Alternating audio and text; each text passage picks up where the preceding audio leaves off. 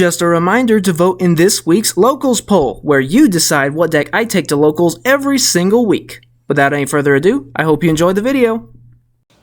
What's up, YouTube? Welcome back to the channel, and today we have the deck profile for the deck we brought to Locals last week, being Untitled.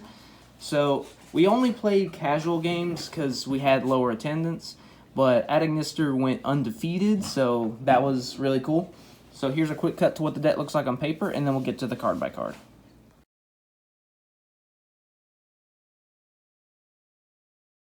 Okay, so starting off, we are running one Danmari Untitled. So this is one of the changes that I made.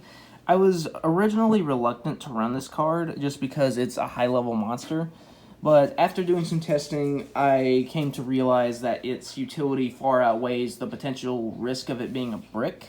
So I decided to throw one in. So this is especially useful when you get the Link 6, as long as this is in your graveyard. It provides a negate, so that's really nice. And then we got, of course, 3 copies of Picari. Okay, so this is our Spell and Trap Searcher. Then I'll go ahead and just throw in the 2 copies of Doyon as well. So yeah, like I said, Picari searches spells or traps. Doyon helps you get a monster back from the graveyard, and then if it's used as link material, you get one of your spells and traps back from the graveyard.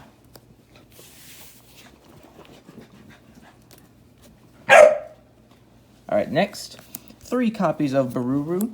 So this is a Foolish Burial, so this helps you to get some graveyard setup. And then it also allows you to go into synchro plays. Not really much else to say there. Next, we got 3 copies of Achichi, of course. So this is a monster searcher. And then when it's in the graveyard, you can do some shenanigans with Fire Phoenix, but that doesn't come up all that often, so we're not really going to go into that. You mainly play this as a monster searcher. Next, for your extenders, we got triple Hiyari, and then triple Doshin. So these, of course, help you go into the Link 3, since you have an Untitled on your field, and you've already used the Field Spells effect to put one in your main monster zone. You use one of these guys to go into your Link 3 to free up your main monster zones. So then you can go full combo. And then, of course, this one returns a link from the grave to get the fusion. This one tributes a link to get the ritual and the ritual spell. Next is one Donyuribo Untitled. So this one is a little niche. I usually want to dump this to the grave using Bururu.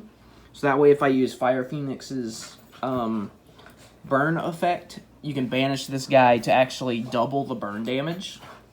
That's actually how I won game 1 against Zark, was with this, so that was funny. But then if it's in your hand, you can send it from your hand to the graveyard to prevent one of your Untitled from being destroyed by battle, and you take no battle damage, so that's really nice.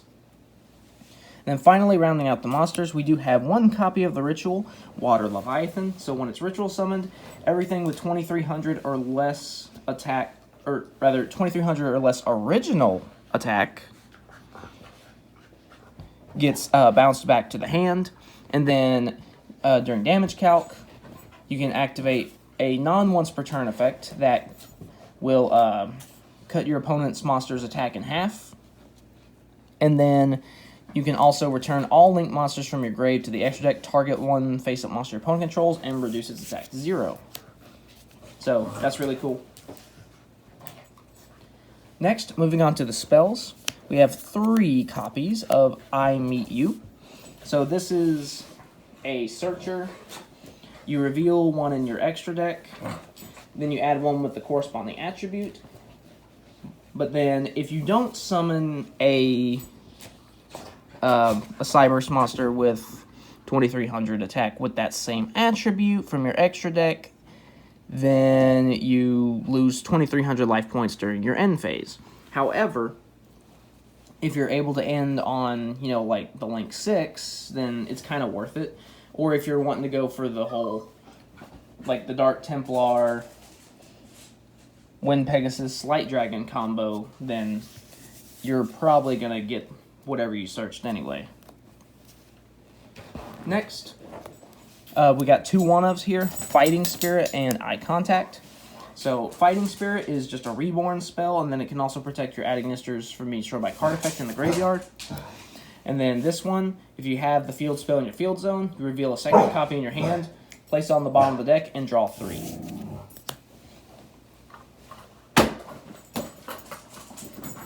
And then and then next we got 2 copies of the Fusion spell. I love Fusion. It's kind of like a pseudo super poly because you can use a link monster your opponent controls, so that's really nice. Then we also have 2 copies of Idle Reborn. So this is a quick play reborn, and then you can also banish this and 1 card from your hand while this is in the grave to add back any of your other spells or traps that's either banished or in your graveyard. So nice recycling ability there. Next is Tie Strike. So I'm running 2 of this. This is one that you kind of want to get into the graveyard if possible. Or even if you draw it, it's fine. So basically during damage calc, you make your monster's attack equal to that of your opponent's monster. And then you can banish it from the graveyard to protect your monster, because after that first effect is applied, any monster that is destroyed by that battle inflicts damage to its controller equal to its attack points. So it's a good way to get some burn damage during time, and then you can banish this from the graveyard to protect your monster. And then finally, rounding out the one-ofs here is Eye's Ritual. This is the ritual spell. It does allow you to banish from your graveyard, so that is a thing you can do. Then next, we have 3 copies of Ignister Island. So this is, of course, what makes the whole deck go round, because you can special summon an Ignister from your hand, as long as you don't have anything in your main monster zone, and it's not once per turn, it's just limited to attributes. So, say I can only summon a fire Ignister monster once per turn. So that's kind of how it's balanced there. It's kind of similar to Access Code in that regard. Then next, going on to just some of the generic spells, got Double Signet Mining, and then I'll also go ahead and put in the Foolish Burial Goods. So the Double Signet Mining is just for added consistency. So that way, you know, if I need a double search, I can get it. And then Foolish Burial Goods, this is how you can dump Tie Strike to the grave. You can also dump the field spell because it has a recursion effect. So it's pretty flexible there.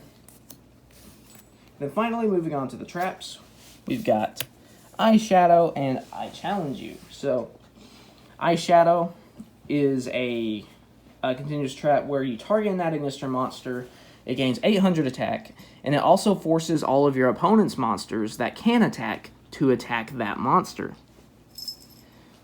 And then I Challenge You, basically it debuffs your opponent's monsters by 100 attack for every single card on your side of the field, and then it makes it to where your opponent can't activate cards or effects until the end of the damage step when an Ignister monster battles.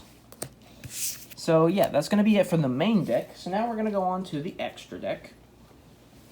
So first, we got 2 copies of Earth Golem Ignister. When you fusion summon it, you don't take any damage for the rest of the turn, and then if it attacks a monster special summon from the extra deck, its attack gets doubled, and then when it gets destroyed by battle, you get to revive an Ignister.